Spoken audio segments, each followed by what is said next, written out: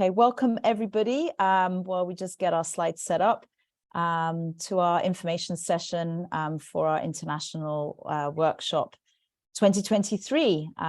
It's very exciting to be here with you today, and we're going to be giving you, I'm Daniela Gusman, the founder and executive director of RISE, and I'm going to hand over to our country director, Ree, who is going to give you some introductions about who we are, and then I'll come back on and give you some input about some of the projects we've done to date, just so that you get a little bit of an overview of our work. And then we will open it up for questions. So that will be the format. We're going to stick to an hour. So we've got a lot of information to get through. At any time, please put your hand up if you'd like to ask a question, but we will give you time at the end to ask your questions.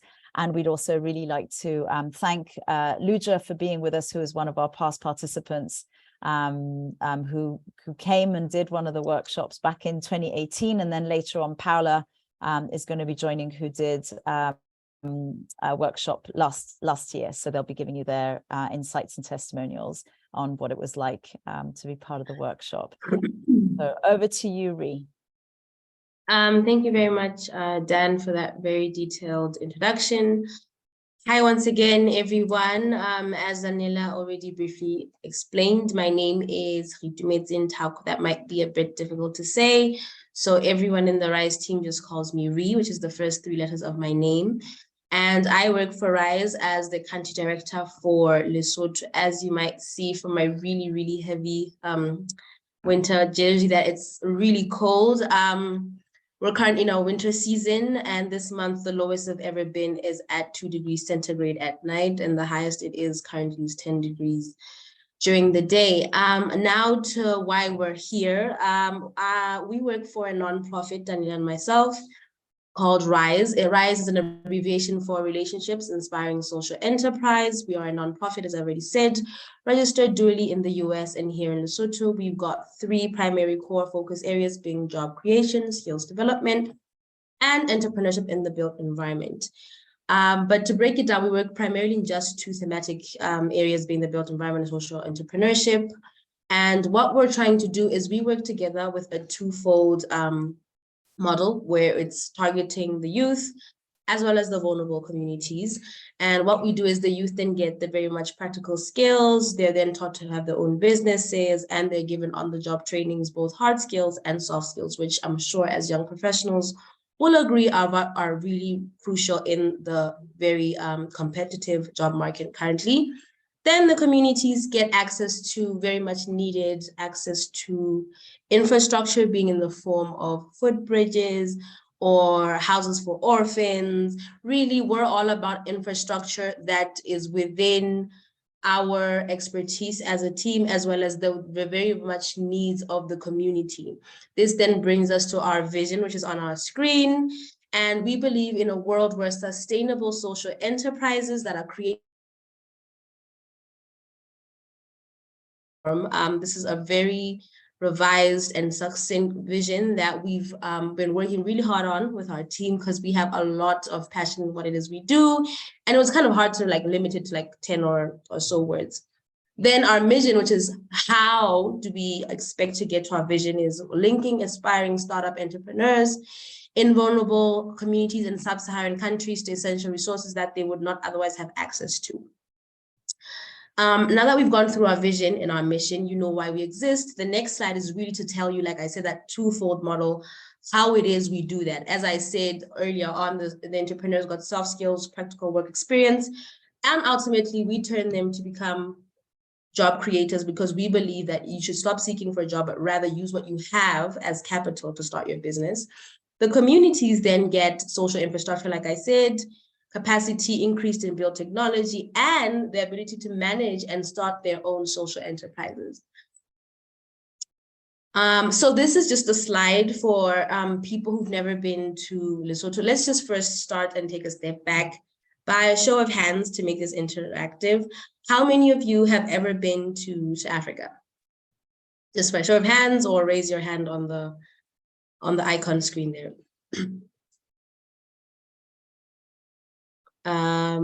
Anyone? Has anyone been to Africa before? Oh, great. Luja has. Great. Where have you been in Africa, Luja? I did this program a few years ago, so I've only been to Yes. Lesotho. Yeah. Yes, I know. I was just playing along so everyone else doesn't feel like they haven't been to Africa. Jacob, have you been to Africa before? No, that was the first and so far the only time. Okay. Yeah. Jacob, have you been to Africa? No, I haven't, unfortunately. Great. So this will be a very, very interesting experience for you. Right. So this is the African continent we're looking at, and we're that itty bitty tiny dot right there. Thank you very much, Daniela. And we are a small landlocked country. We're completely landlocked by 3 African countries, those being Botswana, South Africa, and Eswatini. We have a population of 2 million. And this is just to give you the context of what it is we're working in the country. RISE has been in the country for 6 years. And we've been doing that in the context where there's high youth unemployment that currently stands at 39%. We're living in a population where almost half the population lives below $2 a day, or the equivalent of 34 now, because the exchange rate has gone up, 34 maluti per day. That doesn't get you much, as you'll see when you arrive in the country. It's just barely enough for transport and a liter of milk and maybe some eggs. What we're looking at is our landscape. We have an altitude that's really high, of about 3,400 meters above sea level. We're a very mountainous country. As a result, the winters are extremely cold. As you can see, we have the highest, lowest point in the world at 1,400 meters. Besides San Marino and Vatican, we're the only completely landlocked country by one country in the world. So that's an interesting artifact. So as I mentioned, our winters are really brutal. So we've got snow. That's actually one of our biggest tourist attractions. We've got Afri-Ski, a completely locally owned and snow resort. We're a kingdom, which means that we were founded by the man on the picture, King Moshoeshoe I in 1822, and we gained our independence in 1966. And since then, we have just really been thriving and existing as an African country. What we're looking at is our national treasure, I'd say. It's our Basotho hat, and you cannot come and leave the country without one. That is basically like a signature global-wide to show that you were in the country. And it's based on, like I said, the very high mountain areas that we have, hence why it's a hat made completely out of locally sourced reed. So that's covering the context of the people. Now, our model, and we're existing to solve these 5 challenges that are here. Summarize, as I mentioned, of the 2.2 million that we have, 39% of it are people aged between 15 to 30. The legal age for the youth is 18 to 35 in the country. Of that population, 30% are people who are unemployed. And every year we have 50% of the 7,500 graduates who come out of high institutions of learning, being polytechnics or technicons or private institutions, are underemployed. Furthermore, a challenge we're addressing is that over 54% of the youth at some point in their lives before the age of 18 have lost either one or both their parents.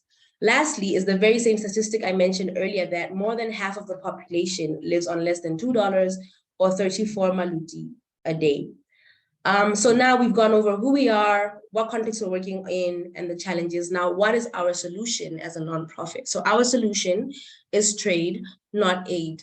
And essentially what this is we're working towards bringing a different model where instead of always coming in with the money, with the skills, we're trying to incorporate having community members are the ones who lead the decision-making. They have ownership, it has accountability, but above all things, it's pro-sharing of knowledge between each other, peer-to-peer learning. So this means long after RISE has worked on projects, we've seen that they're able to have the sense of ownership in terms of they can do maintenance of the projects, they're feeling the need to sustain them, and so on and so forth. And what this brings us to is we're looking at our pilot project. We've had it for 6 years. It's in loco. It's a Learn by Doing fellowship program where we work with recent graduates in architecture and the built environment. So anyone who studied anything in the built environment, from civil engineering as far as landscaping and carpentry, are people we work with. And we take them on to give them sort of practical learning post the theory they covered in school. And like we mentioned, they work with vulnerable communities whilst being taught to run their own businesses so that they can become emancipated both economically as well as socially. And that's just the abbreviation of what In Loco stands for. So the IN is twofold. It means you're involved in what you're working with. The LO is local, it's local source skill set that runs the program, being some of myself and the team that I lead, my colleagues. So CO is the construction, we're in the construction industry, and community is a community-centric model, so in loco. And this is just the last slide I'll be explaining, then I'll hand over to my colleague, the executive director and founder, Daniela, to take us through the rest of the presentation. So what we're looking at is proof that this model actually works and it's been working for the past 6 years. So what we're going to go through are the 4 points listed here. On an average, the monthly income of the fellows before and after joining the fellowship increases by 56 or 57% roughly. This is before COVID, before the economy was badly affected. Now, following COVID, their income increases by nearly 44%. On average, every fellow after graduating from 3 months is able to create employment for 5 others, either permanent or temporary employment. Out of the 50 fellows who've now gone through our program for 6 years, 33 have been able to start their own companies. It's 33 because others often collaborate in 2s or 3s, or like our recent cohort from last year, have started a company as the 6 of them. And as those companies have been formed, collectively, they've created 160 new jobs altogether. On average, as RISE, because we refer projects to them once they finished and graduated the program, they became pioneers. We've referred over 1.2 million within 12 months of graduating. Now looking at the pie chart, out of the 50 fellows, we'd say a 74% success rate means that they started their own businesses, 19% are employed. So cumulatively, we have a 93% success rate, which I'd say, not to be biased, is pretty good for a model that we're just trying out for 6 years. And then the remaining 7%, of course, you'll never have a full 100% response rate, are those who are either unemployed or were unresponsive. So at this point, before I hand over to Daniela, are there any questions, comments, and just initial reactions really to what we've just talked about?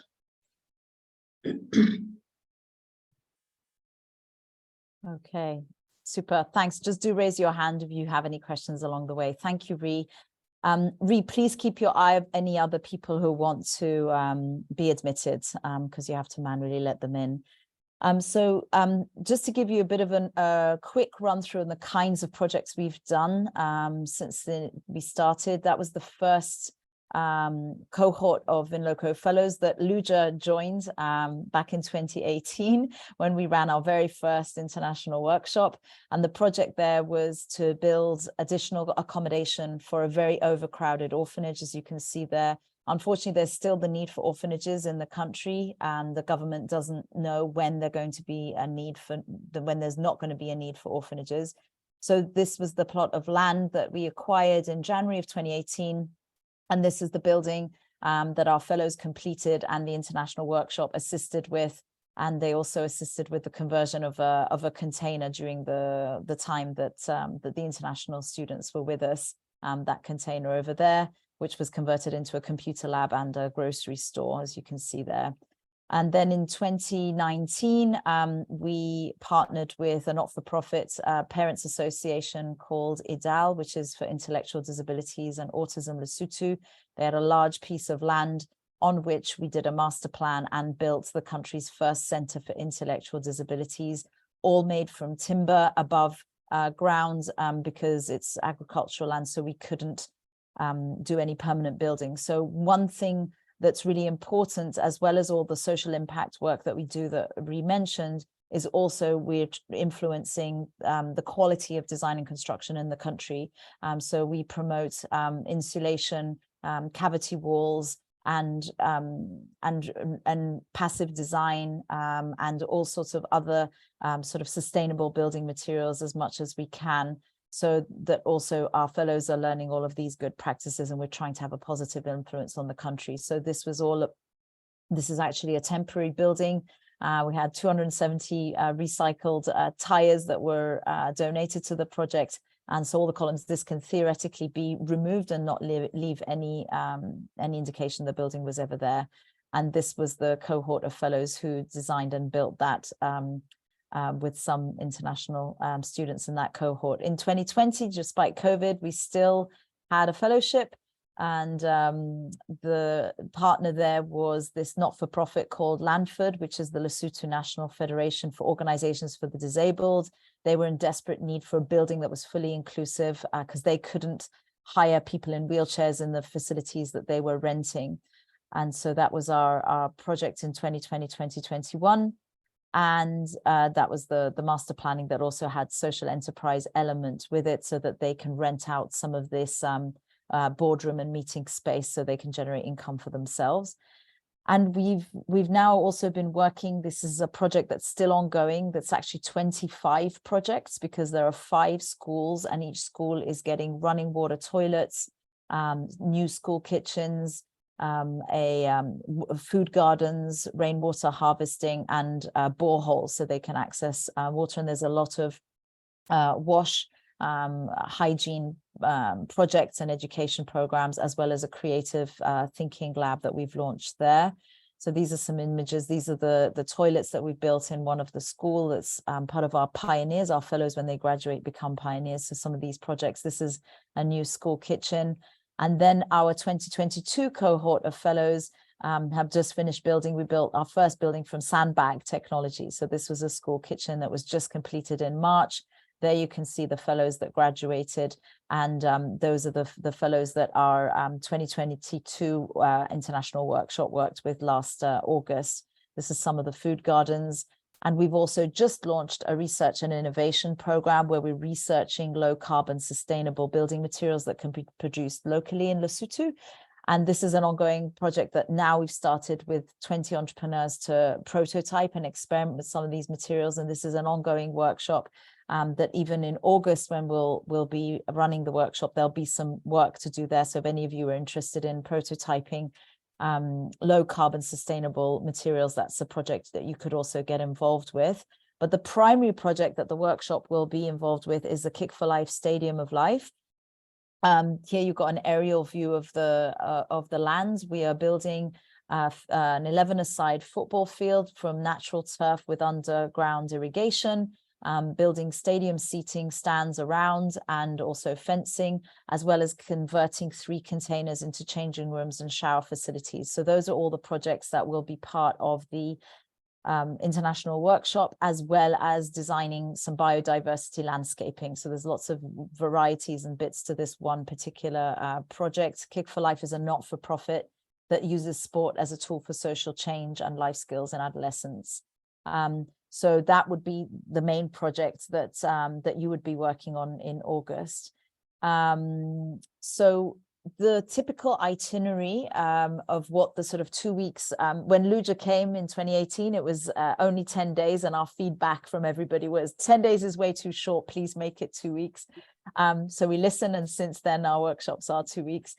So typically you arrive on day 1 into Lesotho. Normally you would fly into Joburg, and we would either arrange transportation from Joburg to Lesotho, or you would fly into Mazera, but there's only one company that flies to Mazera, and those flights tend to be quite expensive. But that's an option. It's just a 40-minute flight. And day 2, then we would orientate you, give you sort of cultural orientation and briefing, meet the team, meet the fellows, get to know Mazera town. It's a city, it's a capital city, but it's not a very big city. Visit some of the local hardware stores, so you get an idea of what local sort of manufacturing materials there are available, as well as local brick manufacturers and other local artisanal sort of manufacturing of production of building materials. And then literally the rest of the time is hands-on design and build experience. You're on construction site, you're in webinars and lectures. So they're long days, it's quite intense. Paola's just joined us as well. She'll give you, both Luja and Paola will give you some insights into their experiences. And it goes by very quickly, but we do make sure that you've got a couple of days to go and experience some other parts of Lesotho. We've got some beautiful horse riding, waterfalls, and beautiful areas to go and see around the country before you leave on day 14. So why should you attend an international workshop? Basically, it's an opportunity for you to develop design skills and work in challenging environments that are resource scarce. We have had some students and individuals who've attended who are not architects or not engineers, and that is absolutely possible. I think, Emma, you might be one of them. We tailor-make according to what your skills are, what your areas of interest are. We then tailor-make the workshop according to your needs, but there will be times where you will come to site and you'll be helping us out on site as well. Also, it's an opportunity for peer-to-peer learning. There's a lot to be learned from one another, and both from our fellows learning from you, as well as you from them, and as well as our young people and our young team. It's also an opportunity to network with a wide variety of international people, both professionals as well as students. And Luca Astori, who will be leading the workshop, is an international architect based in Milan. He's also a professor at the Politecnico di Milano. He's also tutored at Mandrisio University in Switzerland and has done various projects in Africa, including with Francis Kere in Mozambique and in other countries. It's an opportunity to have fun and adventure around the country and meet like-minded professionals who really want to do some good social impact work around the world. And this is a network that you'll have for life. I can guarantee you that, an ongoing communication thanks to WhatsApp and emailing and so forth. It's also an opportunity to be part of a scalable solution and to try to help put an end to some of the root causes of poverty in Africa, and be part of a sort of a cutting-edge pilot program that can be replicated. So these are just some images of some of the lectures that took place last year, for example. And the previous image was actually the international students who helped to put out a fire, literally, that was taking place in the garden of the school, because they happened to be working on site on a Saturday. So this is a testimonial from Luja, but rather than reading it out, I will hand over at this point to Luja to give us a couple of minutes of your first-hand experience while everyone can read on screen what you had written back then. Luja was from the Pratt Institute at the time. I think you were in your final year at that point, Luja, if I remember correctly. Yeah, I was about to graduate, indeed. Yes. So what was the experience like, and what did you learn from it, and how did it help your career today, perhaps?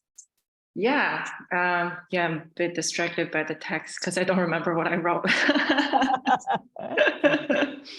But yeah, I have to say, well, in short, it's still one of my favorite experiences overall. And I think it was what I received is much more than what was written on the panels. Like you said, learn the design skills in challenging environment and such. What's really special about it is that you get to be really in the middle of the action, and that's very different from when you are studying at school or doing design in the office. And then you face completely different challenges. Like, for example, how do we in the shortest time move this bunch of brick to the other side? And then those are very real questions that would rise up during a process. So and then it was really I didn't study architecture at that time. I was doing industrial design. So this field was new to me, and I get to work with all these students from architecture background and engineering background, and also see with my own eyes how a nonprofit institution is running and how all the connections are made. So that was something that I probably would never learn from school, for example, or within the offices that I'm working at. And then in addition to that, you also see how people living their day-to-day life, and because it is a very different country, it is a very different environment from what I am used to. So I think that's everything together in the end just reminds you how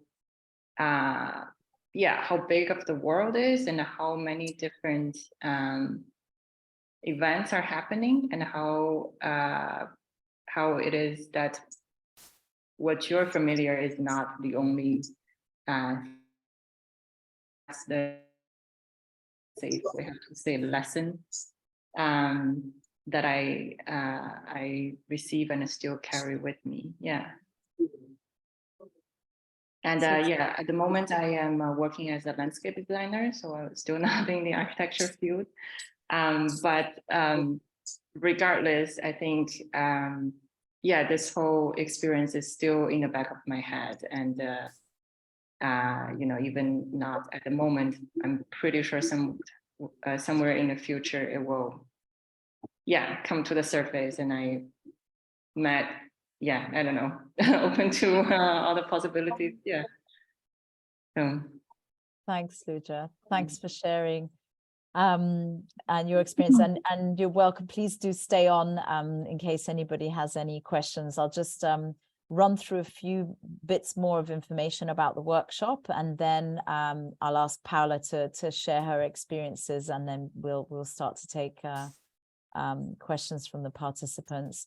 So basically, what the workshop is this year, the dates are the 14th to the 25th of August. As we said, that it is wintertime in Lesotho, but the beautiful thing is that during the day, it's very sunny and dry. So the temperature does go up to 18, 20 degrees Celsius.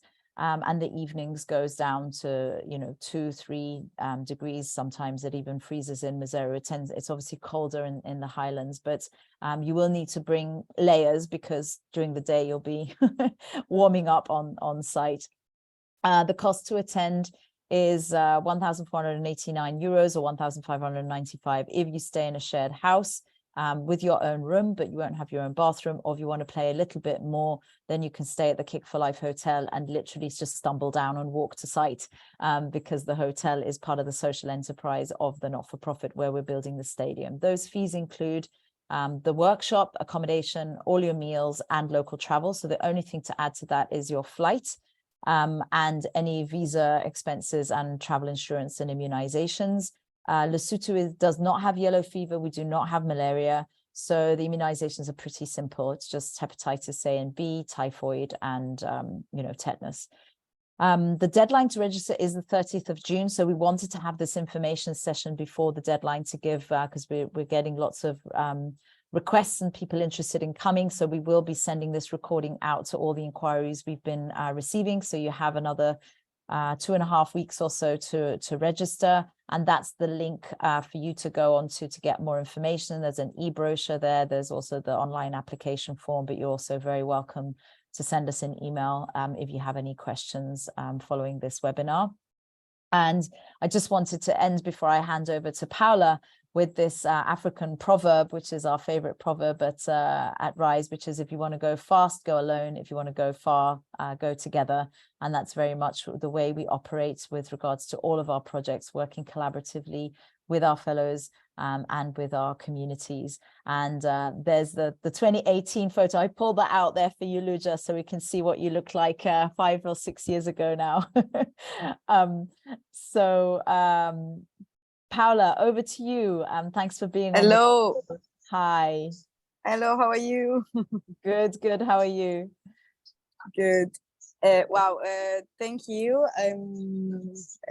Hearing your explication, I remember all the time I spent there, and it was very nice. So I just want to say two things before start telling my experience. The first is that I am trying to learn French, so my English is terrible now. I don't remember how to speak in English. And the second is that I like too much the experience that I came back to Africa and I am now living in Dakar. So thank you for giving the first taste of Africa. That was my first, actually, it was my first approach to Africa, let me say. And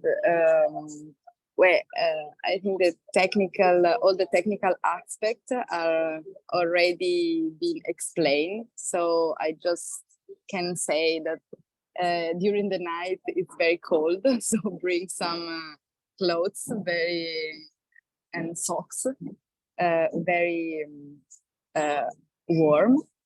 And I arrived to Mazero, I don't remember where, maybe the same date.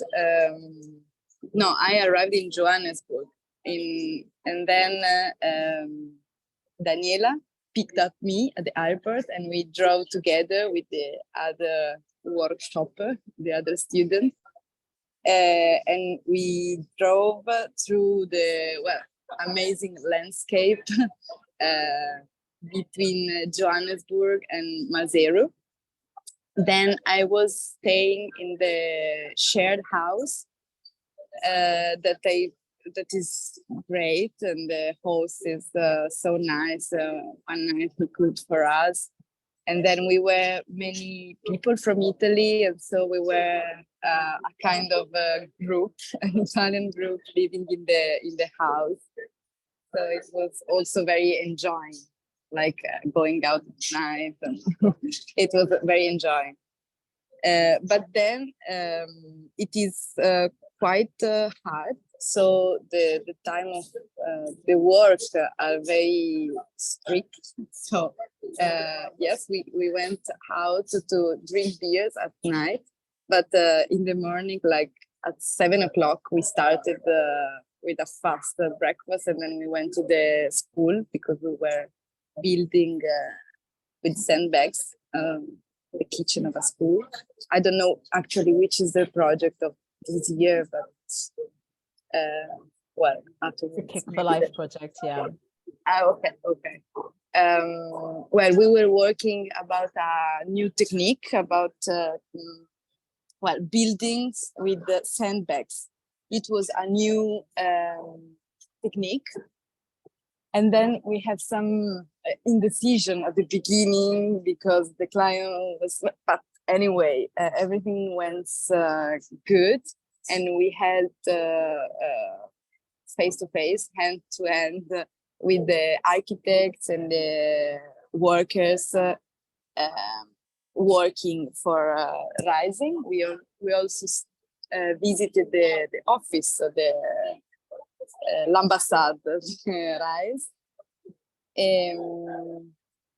All the guys are very professional. They are very good at make you feel part of the group. So it's I can say that for us European, is also now I have this problem of not making people think that you are European, so you know how to do. And that is a very big problem that I'm facing. I don't know if in a good way, but it's just we are all the same. And we are architects and we work in different way, yes. But okay, we can exchange. Anyway, we work by hand, not with the computer, and that was amazing because in Italy I hated the job as architect because I hate working with the computer. So for me, it was perfect. And then we work all the day long in the school, and then at night we arrive very, very tired. So we enjoy with other people the experience. I can suggest to enjoy I don't remember actually. We did the two weekend two trips. We went to Semonkong, and then we went to visit the bridge. I'm confusing but anyway, Daniela is a perfect planner for the trips, and it was amazing. So I remember the sky in Semonkong. I don't know, I have never seen so much stars in my life. And we ride with horse, so it was a working holiday, I can say. I was suffering seeing in on the social media my friends in Sardinia or at the beach, and then I was in Maseru working, but then it was good. It was definitely, I felt in the right place. So go there. And then you won't come back. Well, Maseru.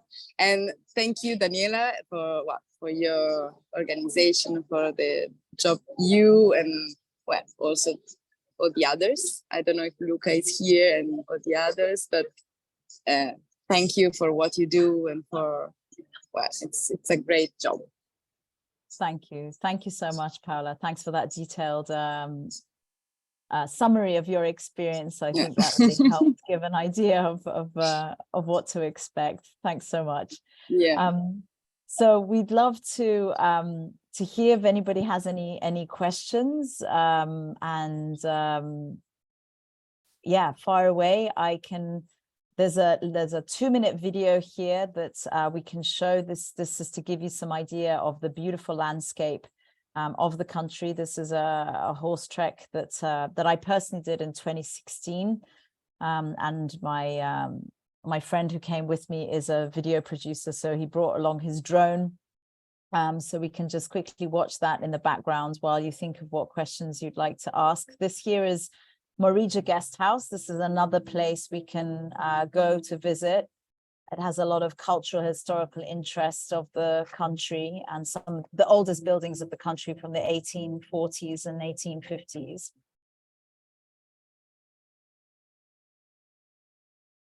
And as I said, lots of amazing waterfalls throughout the country.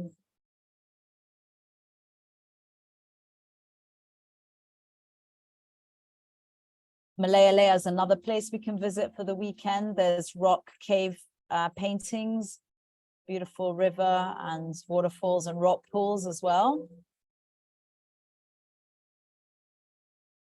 These are typical rural villages and the rondavules. This is your local indigenous architecture, thatched roofing, wattle and daub and sandstone.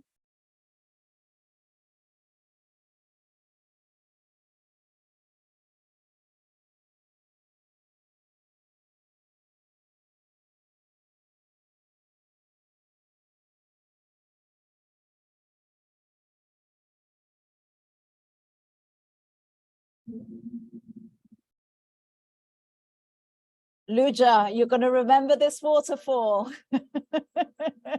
You can abseil down this waterfall. It's the Guinness Book of Records longest, highest waterfall at 210 meters high.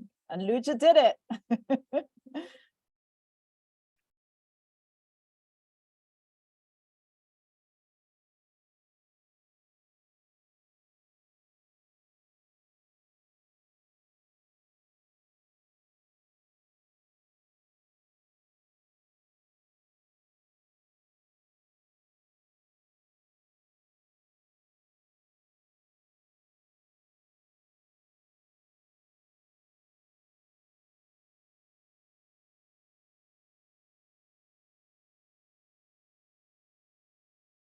This is the largest river in the country that leads down to the Orange River. It's pretty spectacular.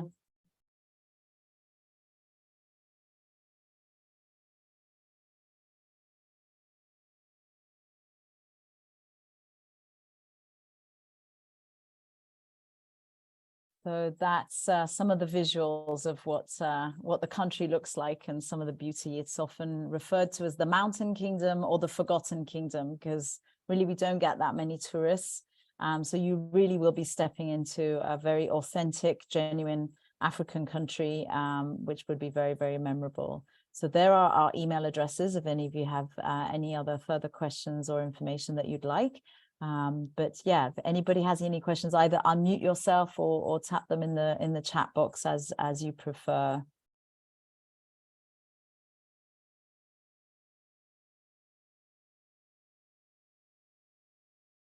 Any questions at all before we end the seminar, or did we give you all of the information? One thing I just did want to make sure of is that, you know, the application form, we do ask what your expectations are from the workshop, because we want to make sure that they are aligned. But because we keep the groups quite small, you know, we typically don't have more than 6 maximum people. We've had as little as 2, 4, or 6, but by the time we have some of our visiting architects, it ends up being a group of about 6 international people.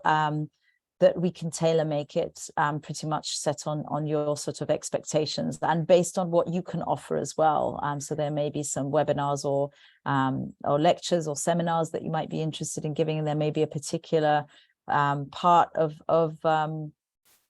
of the history and culture you're interested in learning about, so we can make sure that that's included into the workshop, and we keep it purposely small so that, you know, because we've only got, for example, 9 fellows in the fellowship, so we don't want to have a big group of international people landing on them, so we want to make it yeah, the right balance. So yeah, Jacob, do you have any questions? Is everything clear? Yes, go ahead. So how does an average day look like for us? Like, what do we do in the morning? Like, when do we work, eat? So yeah, as Paolo was saying, the day starts quite early because the daylight is sort of shorter. So we typically, you know, start at 7. We're on site by 8, 7:30, 8 o'clock.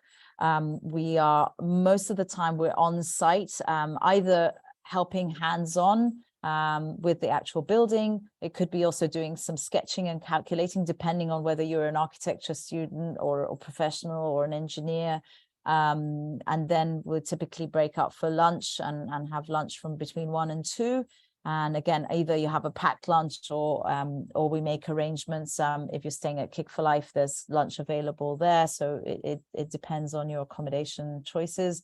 And then we typically finish on site. I mean, in winter, it gets dark by about 5:30. So we're done by around 4:30. We leave site. We'll make sure you're home before it gets dark.